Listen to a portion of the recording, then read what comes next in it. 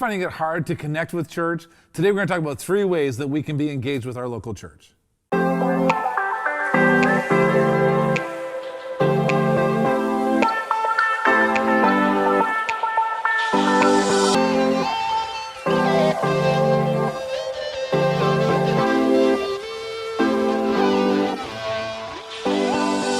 Okay, so we're in this season where right now our church is staying online, and there's this temptation on Sunday mornings to kind of treat it like, you know, just scrolling through Facebook, right? There's a temptation to come sit down in front of the TV with our jammies on, our hair a mess, not even brushing our teeth. Why did you look at me when you said hair a mess? I didn't look at you. Okay, just being sure. Right?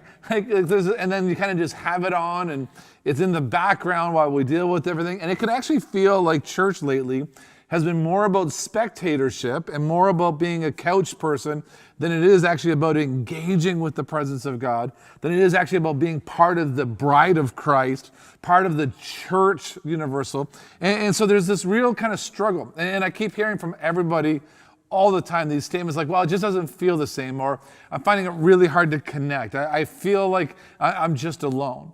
And so I wanted to talk today about 3 ways that we can kind of move the needle on that.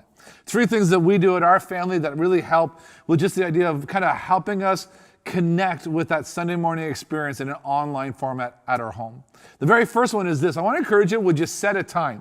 Now, we go live at 9 and 10:30, but you don't have to watch it live. If that doesn't work for you, you can watch it what's called on demand anytime. So if you're like, I'd rather watch church at 11 o'clock with my family, that's awesome. You can start the experience at 11. Or if you're like, I'm a 9:30 person, that's great. You can start at 9:30. Doesn't matter to me what time you watch the experience. My only argument is this. Would you establish a time? Would you say, we're going to watch church as a family, sit down with your family, sit down with those you're connected with, and say on Sunday morning or tomorrow morning, we're watching church. Or it could be on Tuesday evening at 6, we're watching church. Whatever it is.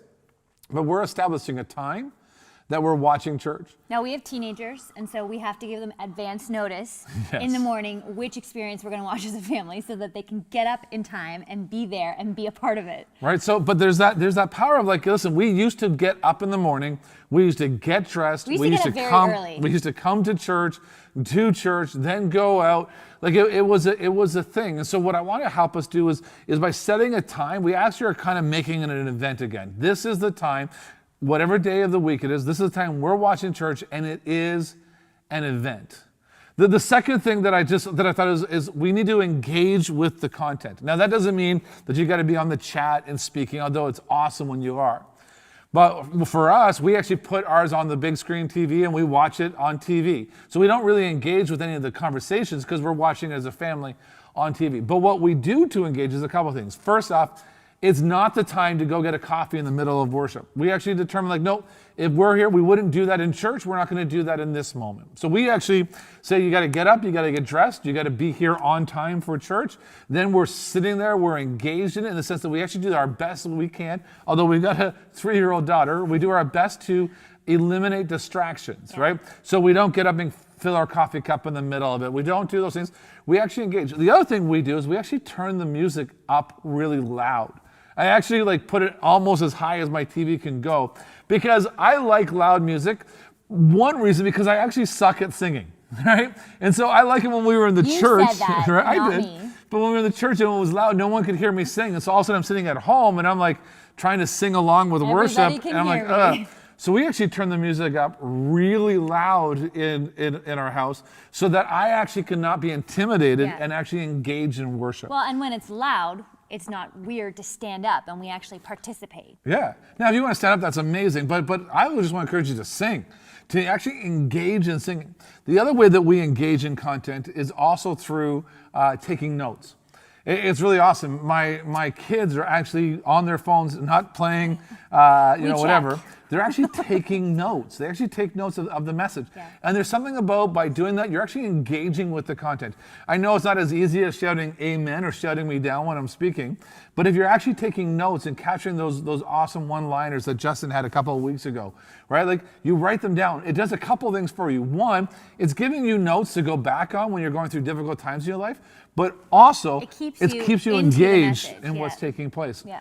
right? The worst thing is we've been trained our entire lives about TV, that when a TV is on, that's a time that it's a mind-numbing experience. Yeah, you That sit you back, sit back and you just kind of watch. and that's not what church is supposed to be. That's right. So I really want to encourage you to move it out of that default that we had, that TV's on, I'm just sitting here being a couch potato, to TV's on, I'm actually thoroughly engaged in what's happening and what's taking place. From singing to note-taking and to engaging. The last thing I wrote about is that the last thing that we do is we talk about it afterwards. Right? So we sit and we set the time, we say this is the time we're watching church, we watch church, we remove our distractions and we engage with it through singing and note-taking. And then when it's over, we actually sit as a family and talk about it. And you know what's neat is all the different age brackets get something different out of it. And to hear their different perspectives is incredible. And it actually stretches us and helps us learn maybe something that we didn't catch. For sure. Right? But the idea of taking it a step further and having a discussion, what did you hear? What did you learn? What did you think about that?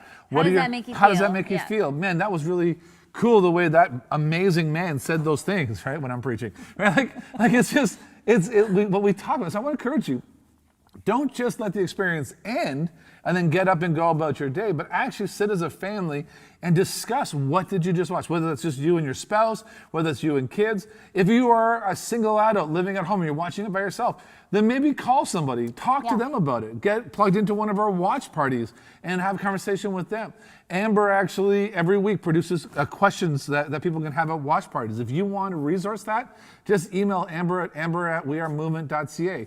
And every week you can come into the experience with already a preset list of questions to have a conversation about what we just talked about. It's such a good conversation starter, and you don't even have to get through all the questions that are on the discussion guide. It's just a conversation starter to get people thinking, and it's a great way to get you thinking as well.